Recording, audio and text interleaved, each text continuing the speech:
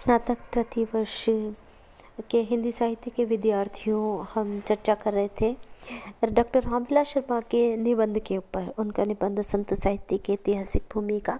इसके पार्ट 1 में हम अध्ययन कर चुके हैं, उनके जीवन परिचय का अध्ययन कर चुके हैं, लेकिन अब इसको आगे बढ़ाते हैं। आगे बढ़ाने के क्रम में पृष्ठ संख्या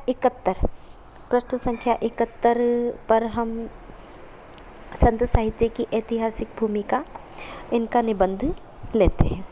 प्रारंभ करती हूँ मैं। भारत में अंग्रेजी राज कायम होने से पहले यहाँ साहित्य की जो देशव्यापी धारा प्रवाहित थी उसे हम संत साहित्य कहते हैं।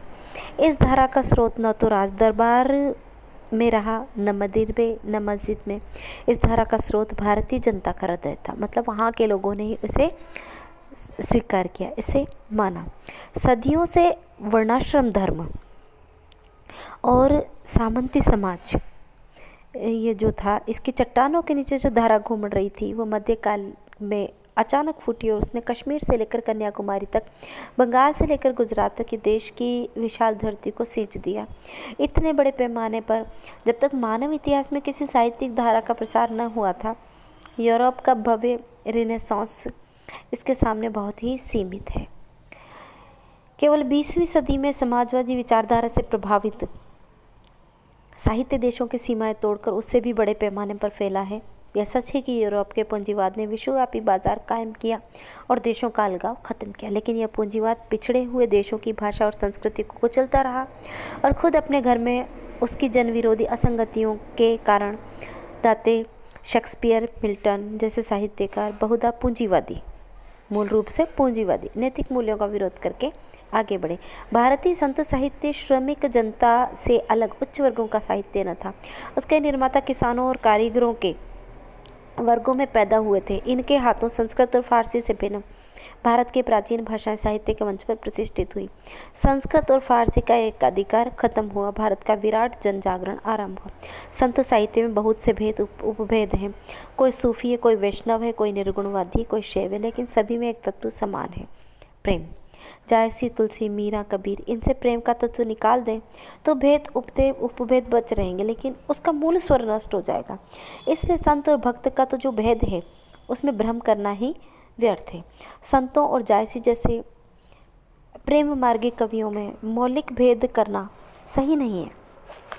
इस प्रेम के आधार पर ही हिंदू और मुसलमान, छूत और अछूत सब मिलकर एक हुए। कबीर निर्गुणवादी संत हैं तो भक्त भी हैं। कहते हैं भक्ति का मार्ग जीना रहे। पृष्ठ संख्या 31 पर आ जाइए। इसी को आगे हम बढ़ाते हैं, क्रम में इसी निबंध का अध्ययन करते हैं। तुलसीदास भक्त कवि हैं तो संत भी हैं। मुद मंगलमय संत समाजू, जो जग जगम तीर्थ राजू। चाहे भक्ति हो चाहे साधना, उसका मूल मंत्र है। कबीर के शब्दों में, शून्य मरे अजपा मरे, अनहद हो मरी जाए, राम सने ही ना मरे, कह कबीर मुस्काए समुझाए। यह प्रेम आध्यात्मिक है या मानवीय है?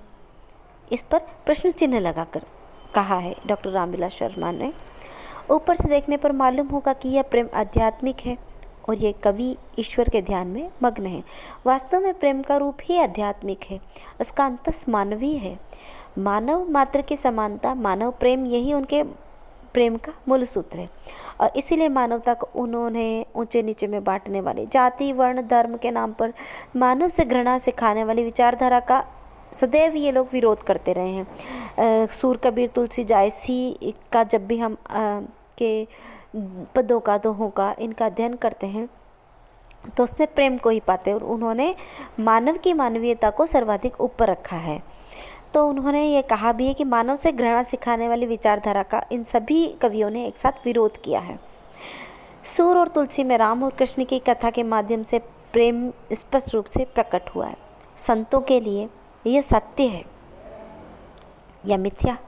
उनके सैकड़ों पद ऐसे मिलेंगे जिनमें इस मिथ्या संसार से नाता तोड़कर शाश्वत सत्य या परलोक से नाता जोड़ने का उपदेश दिया गया है। कुछ विद्वानों के लिए संत साहित्य का यही मूल संदेश है। वास्तव में यह मायावाद संत साहित्य का सबसे कमज़ोर पहलू है। उसका ऐतिहासिक कारण यह है कि उस समय किसी क्रांतिकारी वर्ग ने नेतृत्व में देश की सामंत विरोधी जनता का संगठन नहीं हुआ था, इसलिए एक कल्पित आनंद, कल्पित साधना द्वारा मनुष्य अपने हृदय को ढांढस बंधाता था। संत साहित्य का यह मायावादी रूप उसके सामंती विरोधी संघर्ष पर चुनौती देने वाले सामंती रूप से टकराता है, उसे सीमित करता है। फिर भी तुलसीदास की यह उक्ति स्पष्ट है कि झूठो है झूठो है झूठो सदा जग, संत कहत जे अंत लहा है, जान पने को गुमान बड़ो, तुलसी के विचार गंवार महा है।